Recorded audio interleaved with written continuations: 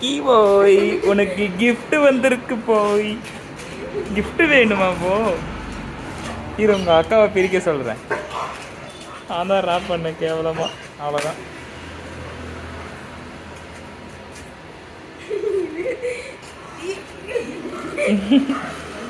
உனக்கு தான்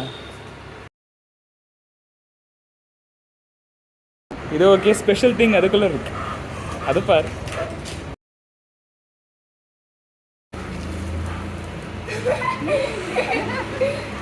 நல்லா இருக்கு. திருப்பி பாருங்க. Hey guys, I'm a loyal friend of Julie and Jenny. இந்த கவ் பண்றது தான் லேட் ஆயிடுச்சு. நல்லா இருக்கு.